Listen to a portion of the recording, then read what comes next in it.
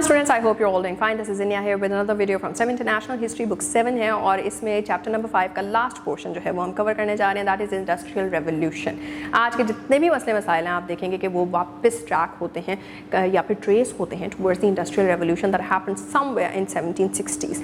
तो वो कैसे है, क्यों है, उसके ओरिजिन क्या है, आइए उसको देखें। जी तो students, in this particular video what we are gonna do is कि हम इंडस्ट्रियल रेवोल्यूशन के तक जो है वो पहुंच चुके हैं। Second half of the 18th century, जब साइंटिफिक और टेक्नोलॉजिकल एडवांसमेंट्स जो हैं वो बढ़ जाती हैं। पहली इंडस्ट्रियल रेवोल्यूशन आती है जो कि शुरू होती है 1760 से और कहीं 1840s तक जाके जो है ख़त्म भी हो जाती है। इसी टाइम के अंदर जो है वो स्पेशल चीज़ें आती हैं हमारे सामने, that is mechanisation which gets altered, right. और मैकेनाइजेशन की वजह से इकोनॉमिक्स भी चेंज होती है, सोसाइटी भी चेंज होती है, लोगों के जो है वो प्रायोरिटीज़ भी चेंज हो जाती हैं, राइट। उनके उठना बैठना, खाना पीना, रहना सहना, कन्वेंस के सारे मसले मसाइल वो भी सारे चेंज हो जा रहे हैं। तो इसी पर्टिकुलर टाइम पीरियड की वजह से या इन्हीं टेक्नोलॉजिकल या फिर आपके साइंटिफिक एडवांसमेंट्स की वजह से अर्बनाइजेशन का कॉन्सेप्ट जो है वो सामने आता है, इंडस्ट्रियलाइजेशन का कॉन्सेप्ट है वो सामने आता है, जो कि physical as well as the mental landscape of any person जो है उसको चेंज ऑफ कोर्स उसने करना ही था। ये वो टाइम पीरियड था या ये वो एज थी जब कोल और आयरन जो है उसकी बेसिस के ऊपर इंडस्ट्रीज़ जो हैं वो बनाई गई थी। और यही वो पहला रेवोल्यूशन है जिसकी बेसिस के ऊपर फिर ओजोन डिप्लीट हुई और फिर ग्रीन हाउस गैसेस का इशू और फिर क्लाइमेट चेंज का इशू। तो हम तब से अब तक जो सफ़र कर रहे हैं वो इंडस्ट्रियल रेवोल्यूशन की वजह से ही कर रहे हैं। There were wide range of factors जो कि इकट्ठे इस टाइम पीरियड में जो है वो काम कर रही थी। और इसमें क्या क्या फैक्टर्स आ जाएंगे, एक चीज़ ये मिडीवल स्ट्रक्चर जो है वो ख़त्म होते हैं, राइट। और इसकी वजह से इकोनॉमिक रिलेशनशिप्स जो हैं वो चेंज हो जाते हैं, ठीक। जब इकोनॉमिक रिलेशनशिप्स चेंज हो गए तो ऑफ कोर्स ट्रेड पैटर्न्स यहाँ पे जो है वो डिफरेंटली बनना शुरू होंगे। दूसरी चीज़, higher population allows for a larger industrial workforce. अब क्योंकि एक तो इंडस्ट्रियल रेवोल्यूशन थी ही, इंडस्ट्रीज़ बन रही थी, मशीन्स क्रिएट हो रही थी और वहाँ पे ऑफ कोर्स लोग भी ज़्यादा चाहिए थे जो उन मशीन्स को ऑपरेट कर सकते। तो फिर जितनी ज़्यादा पॉपुलेशन होती किसी भी कंट्री की, उतना ज़्यादा वो इंडस्ट्री पे जो है वो काम कर सकता था, उसको उतनी वर्क फोर्स मिल जाती थी। तो उस टाइम पीरियड के अंदर बहुत से जो ममालिक थे वो इस साइड पे गए कि भाई नहीं, पॉपुलेशन ज़्यादा होनी चाहिए। तो इसलिए वहाँ पे जो है वो अनकंट्रोल्ड जो है वो पॉपुलेशन इंक्रीज़ करवा दी गई। फिर उसके बाद ये एग्रीकल्चरल रेवोल्यूशन आ गया। एग्रीकल्चरल रेवोल्यूशन भी इसी वजह से आया क्योंकि इंडस्ट्रियल रेवोल्यूशन था तो आसानी से ज़्यादा अच्छी मशीन्स, एफिशिएंट, मोर इफ़ेक्टिव तरीक़ेकार जो है वो क्रिएट हो रहे थे। और उसी में हम देखते हैं कि किस तरह से लोगों का खुद मिट्टी में घुस के काम करना खेतों में वो कम हो गया और वो सिटीज़ की तरफ जो है वो जा रहे हैं अब, क्योंकि पीछे मशीन्स हैं जो कि खेतों को संभाल सकती हैं। फिर उसके बाद ये आ जाते हैं हम towards a large amount of capital जो कि was then available for investment. अब क्योंकि इकोनॉमिक एक्टिविटी जो है वो बहुत ज़्यादा प्रॉस्पर करी है तो गोल्डन पीरियड भी एक तरह से इसको माना जाता था कि भाई लोग जो है वो अमीर हो रहे थे इस टाइम पीरियड में। जितना अमीर हो रहे थे उतनी ज़्यादा इन्वेस्टमेंट्स बन रही थी, तो आपका जो बैंकिंग सिस्टम है वो भी उस टाइम पीरियड में शिफ्ट हो रहा था।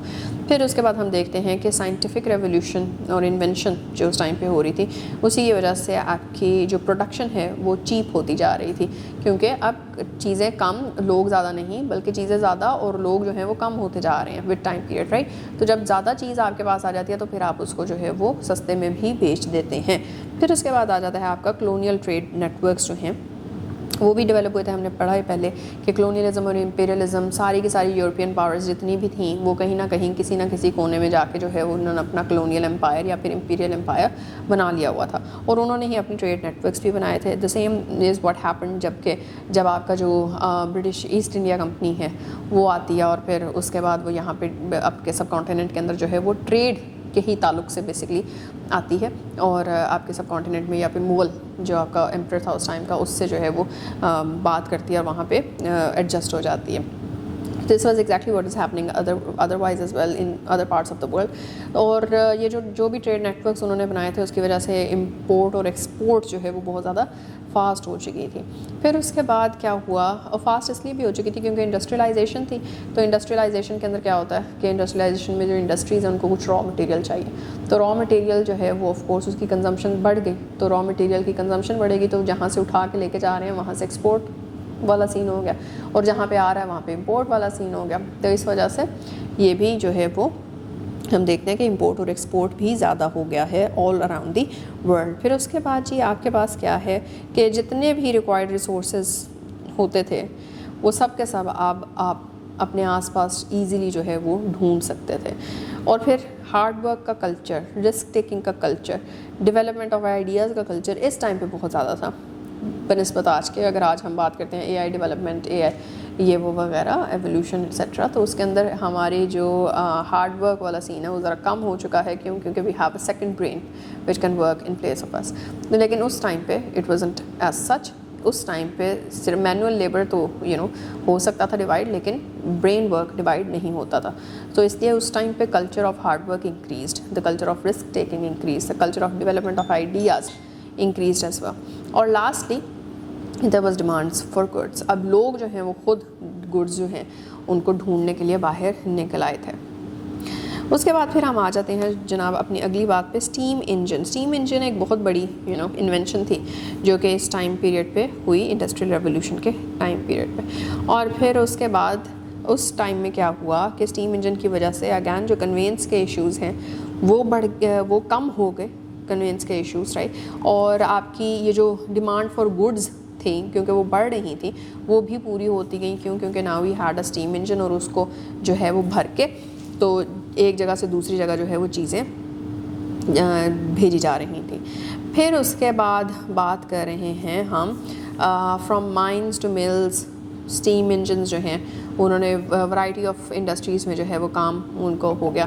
پھر اس کے بعد ہم دیکھتے ہیں کہ پروڈکٹیوٹی بھی انکریز ہو رہی ہے. رچرڈ ٹریوٹکس نام کا ایک جو بندہ ہے اس نے کیا کیا کہ ہائی پریشر انجن کی ڈیولپمنٹ کی, ٹرانسپورٹ اپلیکیشنز جو تھیں اس کی وجہ سے پاسبل ہو گئیں. اور اسی طرح سے گلوبلائزیشن کا جو کانسیپٹ ہے نا وہ وہاں سے تھوڑا کر کے بڑھتا گیا. اکنامک بینیفٹس آف کورس وہ بھی اس ٹائم پہ بڑھ رہے تھے. ہم نے اگین یہ پہلے ہی بات کر لی ہوئی ہے کہ جو گڈز ہیں, امپورٹ ایکسپورٹ ہے, ٹریڈ ہے, وہ سب کا سب بڑھ چکا ہے. سو یا this was about how economic benefits, how the various inventions, how the entire social structure of a particular of a particular area of Europe, especially the economic structure as well as the political structure, کیونکہ وہاں پہ policies بھی اس طرح کی بنانی تھی جس کی وجہ سے یہ جو جتنی بھی ایڈوانسمنٹس ہیں ان کا استعمال ایزی ہو سکتا ہے اینڈ آل دیٹ. اور پھر کنزیومرزم کو کنزیومرزم بڑھائیں گے تو ہی پروڈکشن کا فائدہ ہوگا نا. تو اس طرح سے کر کے پالیسیز بھی جو ہیں وہ نئی بنتی ہوئی ہمیں ملتی ہیں.